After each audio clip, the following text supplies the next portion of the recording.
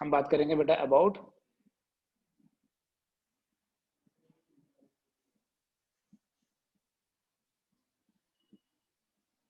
resolution of a vector.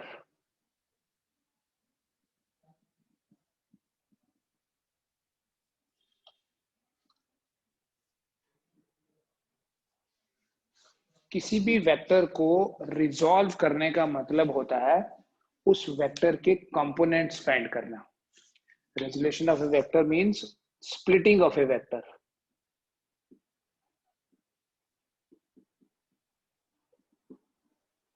Vector into its components.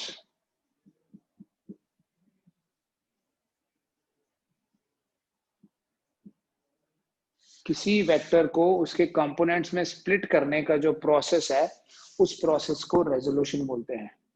Split करने का मतलब क्या हुआ, देखो मान लेते हैं मैं अभी एक्स वाई प्लेन लेता हूं एक. इस एक्स वाई प्लेन में मेरे पास कोई वेक्टर है ए.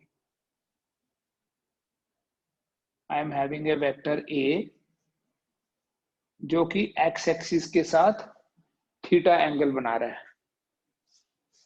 एक वेक्टर ए है making an angle theta with x axis.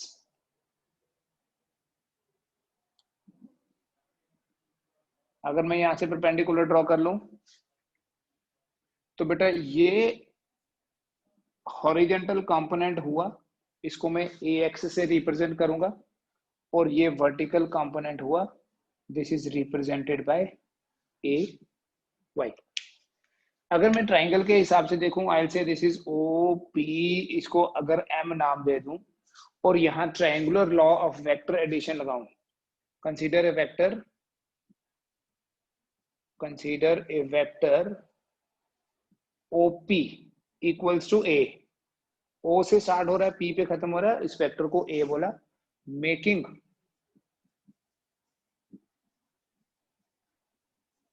N angle theta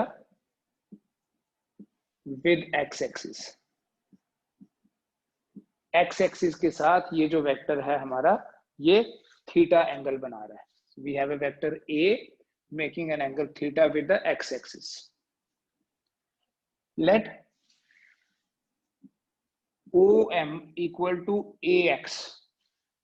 A into x नहीं है, it's like A1 A2 A3. AX का मतलब है यहाँ component of A along x axis. AX क्या है?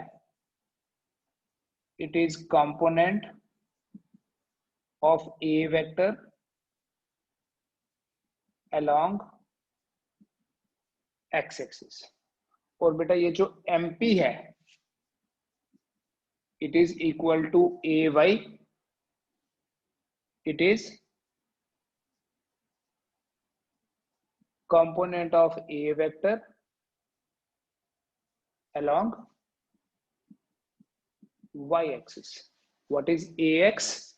Component of A along x axis. AY is component of A along y axis. अगर मैं इस ट्राइंगल में triangular law of vector addition apply करता हूं, apply triangular law of vector addition, therefore I will get OP vector is equal to OM vector plus MP vector. जो दो side same order में है वो है, ऐसे ले लूं मैं, OM plus MP. OM plus MP is OP. लेकिन मैंने आपको एक चीज बताई थी, along x एक्सिस बेटा जो यूनिट वेक्टर होता है वो I and along y axis जो यूनिट वेक्टर होता है वो J होता है. और इन यूनिट वेक्टर्स का क्या इंपॉर्टेंस है? Unit vector tells about direction, right? ध्यान से देखना बेटा, जो OM वेक्टर है it is equal to OM vector. देखो मैंने आपको एक डेफिनेशन और बताई हुई है कि यूनिट वेक्टर होता है बेटा vector divided by magnitude of the vector. किसी वेक्टर को उसके मैग्नीट्यूड से डिवाइड करेंगे तो हमें यूनिट वेक्टर मिलेगा. इसलिए मैं ये बोल सकता हूं कि वेक्टर किसके बराबर हुआ? अगर मेरे को वेक्टर लिखना है तो magnitude into unit vector, so vector is equal to magnitude into unit vector. तो यहां देखो मेरे पास मैग्नीट्यूड है ax, length of the arrow, unit vector है i, so i into ax। और बेटा जो mp है, mp that is j into ay। किसी भी वेक्टर को लिखने का क्या तरीका है, यूनिट वेक्टर इनटू मैग्नीट्यूड। तो हमें कंफर्म्ड है ये चीज कि ये y एक्सिस है, तो अलोंग y एक्सिस जो यूनिट वेक्टर होता है that is represented bye j, और मैग्नीट्यूड तो हमने ay लिया है, तो इसलिए मैं अगर यहां लिखूंगा तो मैं टू डायमेंशनल स्पेस में, टू डायमेंशनल रीजन में किसी वेक्टर को ऐसे रिप्रेजेंट करूंगा that a vector equals to i into ax plus j into ay। i क्या है, unit vector along x axis, और j क्या है, unit vector along y axis. ax क्या है बेटा, component of a along x axis and ay is component of a along y axis। ठीक है, तो डायरेक्टली अगर हम रिजल्ट की बात करें, I'll say कि अगर मेरे पास, ये सब छोड़ दीजिए, ये हमने यूज नहीं करना है, ठीक है, ये याद रखें। अगर मेरे पास कोई एक वेक्टर a है, एक्स वाई प्लेन में थीटा एंगल बना रहा है एक्स एक्सिस के साथ, ax और ay उसके कंपोनेंट्स हैं, तो इन एक्स वाई प्लेन मैं लिखूंगा a vector equals to i into ax plus j into ay। a vector equals to i into ax plus j into ay। ax is the x component of a vector, ay is the y component of a vector। अब इस triangle में देखो, in triangle OPM, ये बेटा पूरी physics में use होता है, ठीक है। एंड में भी अगर आपने अभी से नहीं समझा, एंड में भी आपको ऐसे लगेगा ये पता नहीं क्यों कॉस साइन ऐसे लिखते हैं। तो ध्यान से देखो बेटा, जो ax है that is base divided by hypotenuse is a, it is equal to cos theta. This means that ax equal to a cos theta. Similarly ay जो है, ay divided by a is sine theta. तो ay क्या हुआ, a, मैं इसकी कुछ और examples भी आपको बताऊंगा लेटर ऑन, बट ये आपको याद ही रखना है, ठीक है, कि ex जो है, जहां थीटा बन रहा है that is cos component of a, और जहां थीटा नहीं बन रहा उसके परपेंडिकुलर वाला जो है that is sine component. ax is a sin theta, sorry ax is a cos theta, ay is a sin theta. इसलिए ठीक है, cos base is cos component and perpendicular is sine component. इसलिए ये भी छोड़ें, डायरेक्टली मैं बात कर रहा हूं जो हमारा यूजफुल पार्ट है। ये मेरे पास अगर कोई a वेक्टर है ax ay, तो मैं लिखता हूं ax equal to a cos theta, and let me say this is first equation, ay equal to a sin theta, this is the second equation. इतना पता चल गया बेटा, ठीक है। आपको ये पता चलना चाहिए कि a वेक्टर का जो ये कंपोनेंट है वो cos कंपोनेंट है, और इसके परपेंडिकुलर वाला जो है वो sin है। अगर मैं इन दोनों इक्वेशंस का स्क्वायरिंग करके एडिशन करूं, स्क्वायरिंग एंड एडिंग 1 and 2, दोनों इक्वेशंस की स्क्वायरिंग एंड एडिशन करूं तो मेरे को मिलेगा therefore ax square plus ay square equal to a square cos square theta plus a square sin square theta, which means that ax square plus ay square equals to a square into cos square theta plus sin square theta। बेटा cos square theta plus sin square theta 1 होता है, तो a square क्या बना, ax square plus ay square, which means a is equal to square root of ax square plus ay square। ठीक है, simple दो equations थी मेरे पास, इन दोनों का स्क्वायरिंग करके एडिशन कर लिया तो ये बन जाता है मेरे पास। अच्छा, अगर आपने इसकी वैलिडिटी चेक करनी है, आप यहां से देख सकते हो, इसमें पाइथागोरस थ्योरम लगाओ। ओपी स्क्वायर क्या बनेगा?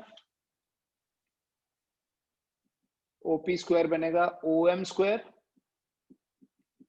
Plus MP square. तो ओपी स्क्वायर हो गया बेटा ए स्क्वायर, ओएम स्क्वायर हो गया ए एक्स का स्क्वायर, और एमपी स्क्वायर हो गया ए वाई का स्क्वायर। तो यही आ जाएगा। ठीक है, सो इस चीज को ध्यान में रखो। ये भी मैं मिटा रहा हूं अभी। मेरे पास ये वेक्टर है, ये इसके कंपोनेंट्स, ये मेरे पास है ए एक्स और ए वाई। तो अगर मैं दोनों का स्क्वायरिंग करके ऐड करता हूं तो ए स्क्वायर आता है A x square plus A Y square, which means a will be equal to square root of ax square plus ay square। ठीक, अगर मेरे पास कोई वेक्टर है, देखो a vector equals to i into a x plus j into a y. A x is a cos theta, a y is a sine theta. ठीक है, squaring करके addition किया, a आ जाएगा root of a x square plus A Y square. ठीक, अब आके देखते हैं। अगर मैं डिवाइड करूं, सेकंड को डिवाइड करता हूं फर्स्ट से, A Y by A X will be equal to A sine theta divided by a cos theta, which means that tan theta equals to ay by ax। तो theta को आप लिख सकते हो tan inverse ay by ax। therefore theta equals to tan inverse ay by ax। so फिर से देखो, a vector is I ax plus j ay, ax is a cos theta, ay is a sin theta। Squaring addition, a आ जाएगा root of a x square plus A Y square, और theta आ जाएगा tan inverse. बस इतना ही है। Example ले रहा हूं मैं अब।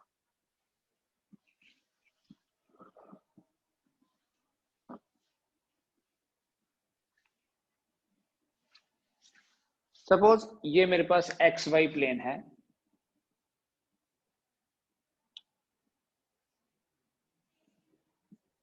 और इस एक्स वाई प्लेन में ये कोई पॉइंट है मेरे पास। Let this point is 4 5, let this point is 3 4। मतलब यहां से गया 1 2 3, तो ऊपर जाएंगे ऐसे 5 4 तक होगा।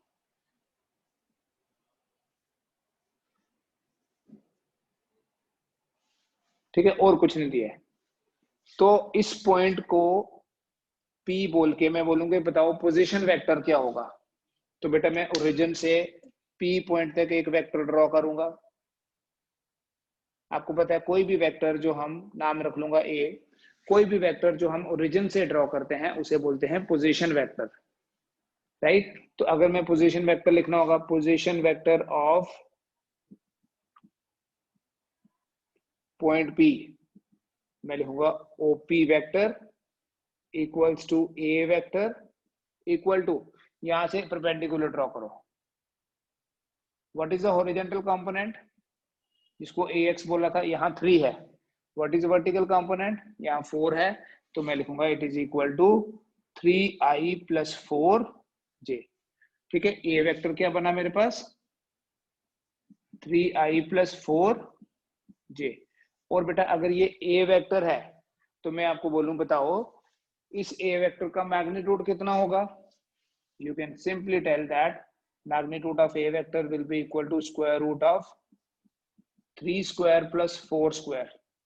It means that magnitude of a will be equal to square root of 9 plus 16, 16 और 9 25, और आंसर आपका आ गया। a का मैग्नीट्यूड कितना है, a का मैग्नीट्यूड है 5। तो a वेक्टर की लेंथ बताई बेसिकली कितनी है, 5। पोजीशन वेक्टर क्या है, 3i प्लस 4j।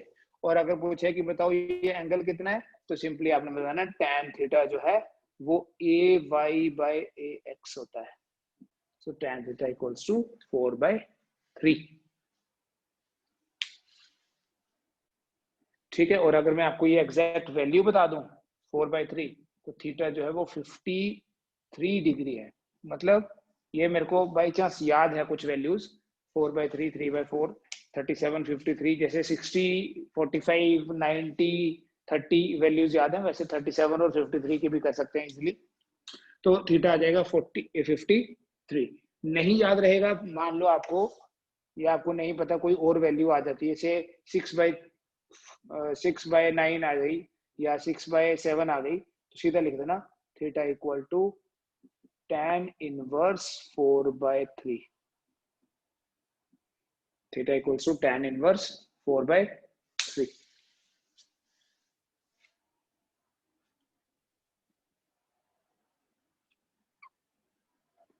ठीक है, दूसरा कंपोनेंट्स पे बेस बताऊंगा।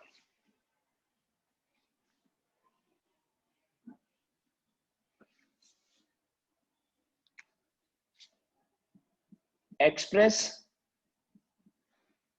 a force of 10 Newton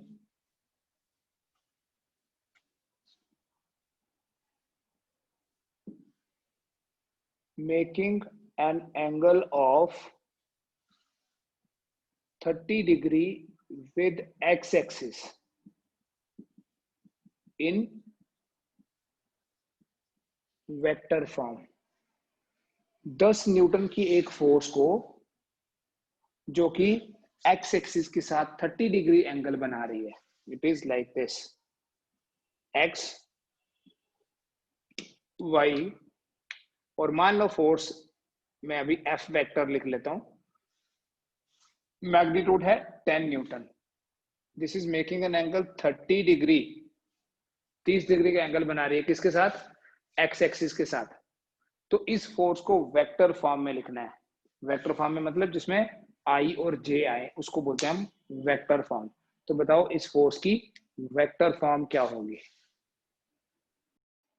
कैसे करना देखिए बेटा। मैग्नीट्यूड ऑफ फोर्स, पहले देखिए वेक्टर फॉर्म में फोर्स होगी कैसे, लिखेंगे कैसे?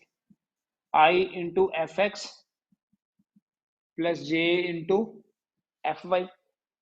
ठीक है, अब जो हमारे पास गिवन डेटा है उसके हिसाब से इसको लेना है।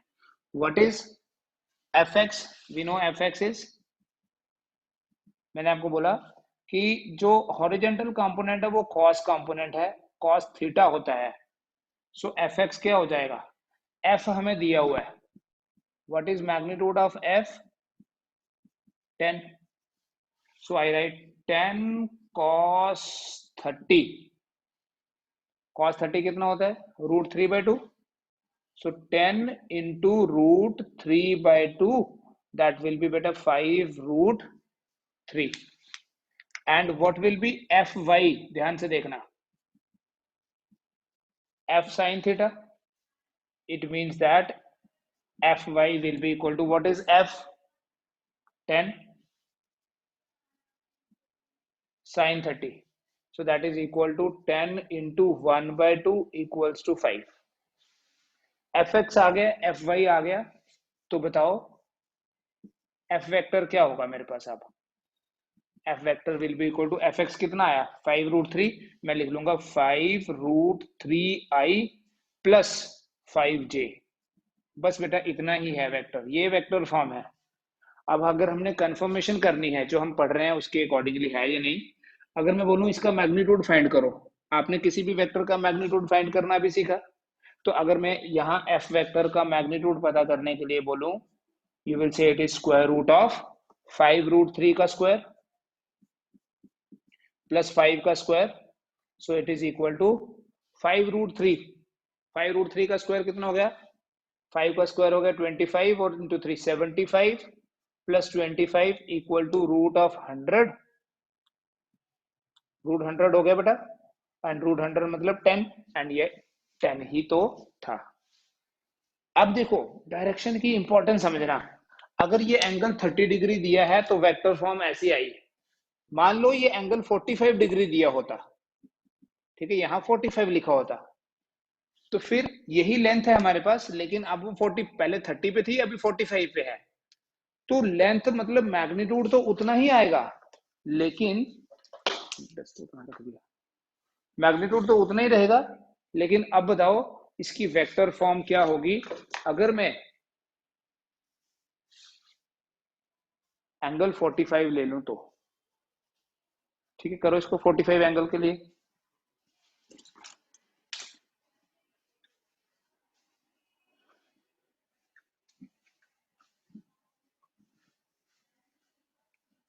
अगर थीटा 45 होगा तो वेक्टर फॉर्म में क्या लिखूंगा मैं, f vector equals to f cos 45i plus f sin 45j। It means that f equals to f cos 45, f तो 10 है, 10 by root 2i 10 by root 2j। और अगर मैं आपको बोलूं बताओ इसका मैग्नीट्यूड कितना है, मैग्नीट्यूड तो 10 ही होना चाहिए। देखो डायरेक्शन चेंज होने से क्या होगा, उसके कंपोनेंट्स चेंज हो जाएंगे। So this will be 10 by root 2 square plus 10 by root 2 square. तो f का मैग्नीट्यूड कितना बन गया, 10 का स्क्वायर हो गया 100 बाय 2, 50, 50 रूट के अंदर 100, द रिजल्ट विल बी 10। ठीक है, थोड़ा और डिफरेंट कुछ एग्जांपल्स लेते हैं। तो इस तरह से कोई भी मेरे पास अगर वेक्टर है, मैं उस वेक्टर को कंपोनेंट फॉर्म में या उसके कंपोनेंट्स फाइंड भी कर सकता हूं, एक्स और वाई कंपोनेंट्स जिनको हम बोलते हैं। अब आगे चलें, देखो थोड़ा सा यहाँ आपकी 11th की ये जो आपने 10th में मैथ्स पढ़ा उसका भी रिवीजन होगा। एक डिस्टेंस फॉर्मूला पढ़ा था आपने। मान लेते हैं कि एक्स वाई प्लेन में मोशन में हेल्प करेगा, धीरे धीरे हम स्विच करेंगे, काइनेमेटिक्स पढ़ेंगे इसके बाद। सपोज ये एक पॉइंट है 1 4 और ये दूसरा पॉइंट है 6 2। ठीक है, एक्स वाई प्लेन के अंदर दो पॉइंट्स हैं, कुछ भी नाम ले लो रेंडमली, एक को ए और एक को बी बोल दो। ए के कोऑर्डिनेट्स हैं 1 4 और बी के कोऑर्डिनेट्स हैं 6 2। तो मैं आपको ये पूछूं कि बताओ ए बी की लेंथ कितनी होगी, मतलब ए से लेके बी तक अगर मैं वेक्टर बनाऊं सपोज, उस वेक्टर का मैग्नीट्यूड कितना होगा। मैं ऐसे नाम रख लेता हूं, ओ से लेके ए तक जो वेक्टर मैंने ले रहा, इसका मैं नाम रख लेता हूं R1, और ओ से लेके बी तक जो वेक्टर ले रहा हूं उसका नाम रख लेता हूं मैं R2। बेटा जो ओ ए है, ध्यान से देखिए, O A equals to R1 equals to what, अभी बताया आपने, देखना है एक्स कंपोनेंट क्या है, 1, I write 1i plus 4j, OB is to R2 6i plus 2j। ये बीच में मैं R वेक्टर बना लेता हूं। ठीक है, मेरे को R वेक्टर जो है उसका ही मैग्नीट्यूड निकालना है। In triangle O A B, ये बी है, B6 2, in triangle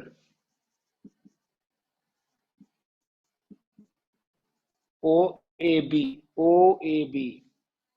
we have OA vector plus AB vector equals to OB vector. OA is R1 plus AB is R equals to OB is R2। तो R vector क्या बना हमारे पास, R2 minus R1। R vector क्या बना, triangular law of vector addition से R vector मेरे पास आ गया R2 माइनस R1। अब अगर मैं यहां सब्स्टिट्यूट करूं तो मैं बोलूंगा R vector equals to what is R2, देखिए 6i plus 2j minus 1i plus 4j। सो बेटा आर वेक्टर मेरे पास आ गया 6 माइनस 1 हो गया 5i, 2 माइनस 4 हो गया माइनस 2j, खत्म। ये आ गया मेरे पास R vector. So R vector का मैग्नीट्यूड अगर निकालना है, सो 5 स्क्वायर प्लस माइनस 2 का स्क्वायर 25 प्लस 4 रूट 29, रूट 29।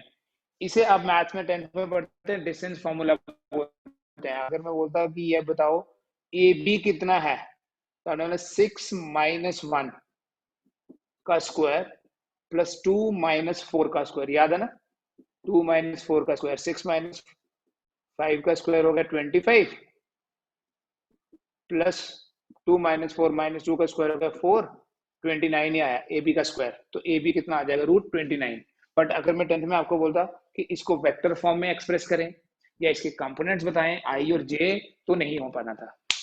लेकिन यहाँ पर हम वेक्टर फॉर्म में एक्सप्रेस भी कर रहे हैं और उसका मैग्नीट्यूड फाइंड करके हमें ये भी पता चल रहा है ये तो कोऑर्डिनेट ज्योमेट्री वाला ही है।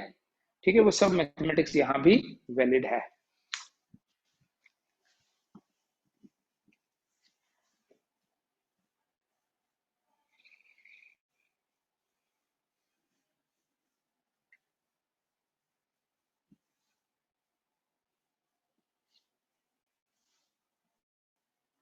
उसके बाद देखो, मैं बात करते हैं बेटा position vector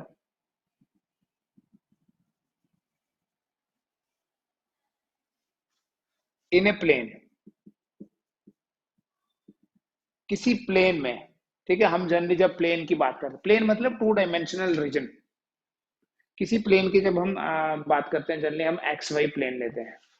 late me take this as x and this as y, और मैं बोलूं कि यहाँ पर एक पॉइंट ए है जिसकी कोऑर्डिनेट्स हैं x1 y1, और यहाँ दूसरा पॉइंट बी है, इसके कोऑर्डिनेट्स हैं x2 y2। ओ से लेके ए तक मैंने एक वेक्टर बना लिया r1, ओ से लेके बी तक एक वेक्टर बना लूं r2, और बोलूं बताओ एक तो ए बी वेक्टर कितना है, मतलब जिसको मैं आर वेक्टर बोल रहा हूं, और दूसरा ए बी या आर का जो मैग्नीट्यूड है वो कितना है। ठीक, इजी है, अब समझ में आ गया आपको। पोजीशन वेक्टर क्या होता है, vector drawn from the origin of a coordinate system. तो मैं बोलूंगा अगर आपको position vector of point A, position vector of point A जिसको मैं r1 नाम दिया हुआ है, it is equal to x1i plus y1j। अगर मैं बोलूं what is position vector of point B, it is r2 x2i plus y2j। और मैं बोलूं इन ट्राइंगल ओ ए बी, अगर मैं ट्राइंगुलर लॉ लगाना है तो r1 plus r will be equal to r2। तो इससे आपके पास r R2 माइनस रिपीट हो गई। लेकिन अब आपके पास देखो जनरल फॉर्मूला बन रहा है, पहले मैं एग्जांपल ली थी, R2 माइनस R1 करोगे ना, यहां से डायरेक्ट कर सकते हो x2 minus x1i plus y2 minus y1j। समझ में आ रहा है ये? और अगर मैं बोलूं मैग्नीट्यूड बताएं r का कितना है, तो it will be square root of x2 minus x1 का whole square y2 minus y1 का whole square, is the same formula जिसको हम डिस्टेंस फॉर्मूला बोलते हैं। ठीक है, तो ये किसी वेक्टर के कंपोनेंट्स फाइंड करने का तरीका है, किसी वेक्टर को प्लेन में एक्सप्रेस करने का तरीका है। ठीक है, अभी तक हम बात कर रहे हैं प्लेन में। तो अगर 3 डायमेंशनल कोई रीजन होगा, जैसे आप किसी रूम में अगर बैठे हैं, आप इमेजिन करो उस रूम का एक कॉर्नर फ्लोर पे, ऐसे बना के दिखाता हूं चलो, पोजीशन वेक्टर इन स्पेस या resolution of A vector in space बोलेंगे।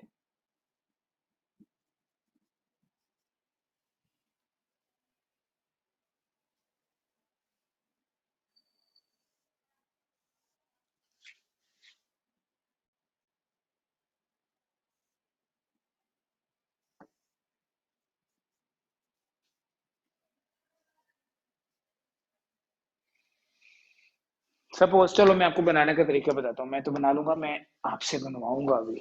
देखो सपोज मेरे पास कोई कोई रूम है, कोई 3 डायमेंशनल बॉक्स बना लीजिए, रूम हो गया।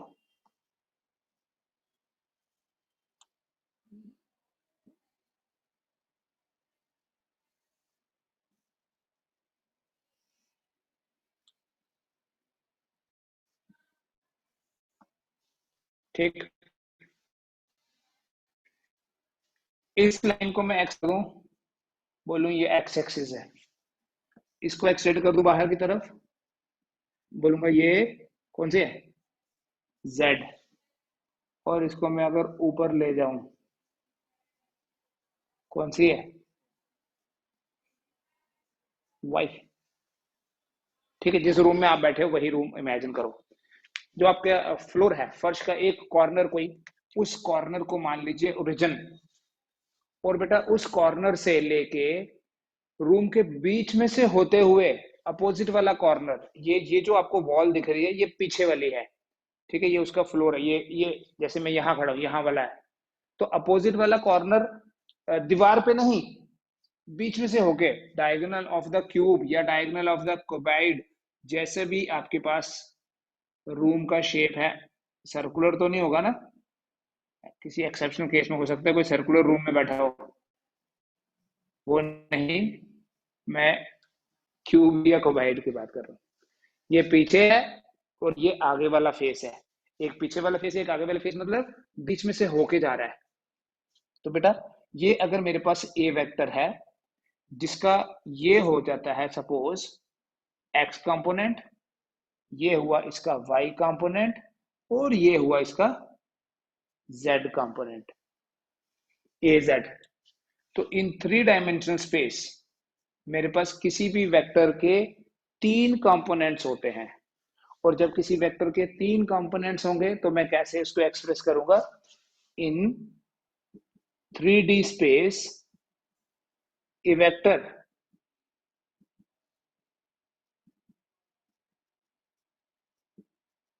is represented as I into ax plus j into ay plus k into az, iax jay plus k into az। ठीक है, ax ay az क्या है, ax ay az जो है वो a वेक्टर के कंपोनेंट्स हैं along x axis, y axis and z axis. अगर मैं आपको ये बोलूंगा बताओ a वेक्टर का मैग्नीट्यूड कितना होगा, it will be square root of I का कोफिशिएंट है ax, so I right ax square, j का कोफिशिएंट है ay, I right ay square, a z square. ठीक है, मेरे पास कोई भी अगर वेक्टर गिवन होगा I can find out magnitude of the vector. ठीक है, और ये अगर आप देखो ना ध्यान से, ये फॉर्मूला आया कहां से, ये एक्चुअली पाइथागोरस थ्योरम है 3 डायमेंशंस में। थोड़ा सा जस्टिफाई करके बताता हूँ। ठीक है, ये वाली डायग्राम समझ में आ गई ना, ए वेक्टर क्या है, स्पेस में एक वेक्टर है, ठीक है, ये कोई वेक्टर ले लीजिए, जैसे ये ऐसे मान लो, मैं आपको ऐसे समझाता हूँ, ये मेरे पास एक और चाहिए,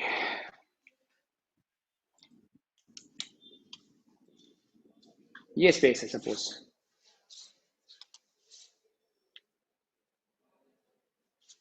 एक्स वाई जेड, और वेक्टर ये है, स्पेस में है ये, यहां से अगर ये एक्स है, एक परपेंडिकुलर ड्रॉ करेंगे, ये हो गया ए एक्स, इधर ड्रॉ करेंगे ये हो गया ए वाई, और इधर ड्रॉ करेंगे तो ये हो गया ए जेड। जो आपकी तरफ आ रहा है वो ए जेड है, जो ऊपर जा रहा है वो वाई है, और जो मेरे से दूर जा रहा है या इधर भी आ सकता है वो एक्स है। ठीक है, एक्स वाई तो इजिली पता है आपको। अब ये कैसे आता है वो समझना। मान लो बेटा मैं पहले फ्लोर बनाता हूँ, फर्स्ट बनाया मैंने, ये मैंने बना दिया फ्लोर ऑफ द रूम, जिसमें ये है ए जेड और ये है ए एक्स, मतलब ये है ए जेड, ये है ए एक्स। ठीक है, ये थोड़ा टेढ़ा करके बनाने का पर्पज क्या है मेरा, एक्चुअली ये बोर्ड पे नहीं है, ये ऐसे है, समझ में आ रहा है ना? जैसे ये ऐसे नहीं है, it is like this. Z axis क्या होता है? परपेंडिकुलर आउटवर्ड या इनवर्ड। तो इनवर्ड तो मैं बोर्ड के अंदर तो नहीं जाऊंगा उसको ड्रिल करके, तो मैं बाहर इधर तो नहीं बना सकता था ना, इधर नहीं बना सकता हूँ, तो मैं इसको बोर्ड पे बनाता हूँ, बट एक्चुअली ये कैसा है? It is outward. तो ये हो गया, देखो ये वाला हो गया ए एक्स, ये भी हो गया ए एक्स, ये हो गया ए जेड। मीन्स ये दोनों साइड्स जो हैं, यहाँ आपको नहीं दिख रहा, ये दोनों आपस में परपेंडिकुलर है। कौन कौन? ए एक्स और ए जेड। तो इसका मैं अगर आपको बोलूं, ये ए जेड है, ये ए एक्स है, ये डायगोनल कितना होगा? डायगोनल कितना होता है किसी रेक्टेंगल का? ठीक है, लेट मी से ये डायगोनल है जी ओ, कुछ नाम दे दो ऐसे, मैं एक्स बोल देता हूँ, एक्स तो नहीं बोलूंगा यार, एक्स उधर होता है, ओ एस बोल देता हूँ। तो ओ एस कितना होगा? मैं बोलूंगा O S square equals to a x square plus a z square. तो ओ एस आएगा root of a x square plus A Y square. O S कितना आया? Root of a x square plus A Y square. फिर मैं इसको उठाऊं ऊपर, ठीक है, जैसे ये फर्श है, ठीक है, अब मैं दीवार उठाऊंगा ऐसे, ये मैंने दीवार उठा ली, ये लो, ठीक है। अब ये है मेरे पास ए वाई, ये है ए वाई, तो ये जो होगा ये डायगोनल हो गया, इसको मैं टी बोल देता हूँ। तो मैं बोलूंगा ओ टी स्क्वायर। ये बेटा थोड़ा सा आपको रूम के हिसाब से विजुलाइज करोगे, मेरे सामने बैठे होते तो मैं थोड़ा सा बेटर तरीके से बता सकता था। 3D है ना, तो आपको बोर्ड में 2D के हिसाब से समझना पड़ेगा। O T square is equal to O S square plus S T square. तो बेटा ये जो ओ टी का स्क्वायर आ गया, ओ एस स्क्वायर कितना हो गया? ए एक्स स्क्वायर प्लस ए Y square plus S T का स्क्वायर कितना हुआ? सॉरी ये ए जेड था, ये ए जेड है, A x square plus a z square plus A Y square. तो यही आ गया ना, ए x square plus A Y square plus a z square. तो ये किसी भी वेक्टर की रिप्रेजेंटेशन है, किसमें?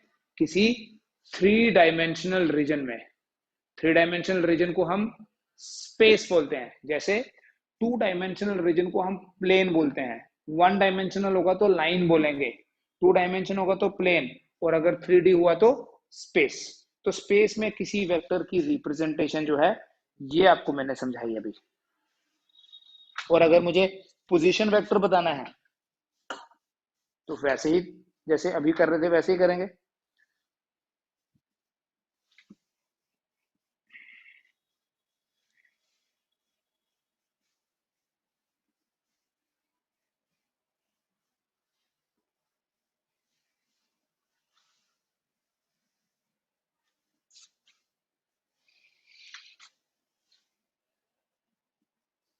चलो मैं बात करता हूं डिस्प्लेसमेंट वेक्टर की। Displacement vector in space, x y z, P x1 y1 z1, q x2 y2 z2, op oq r2 r1 and pq।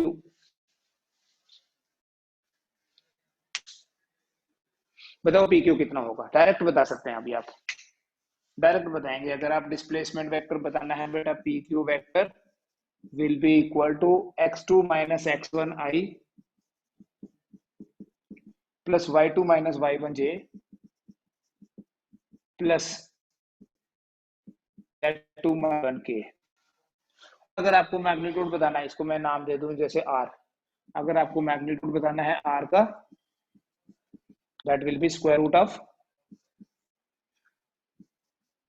x2 minus x1 square y2 minus y1 square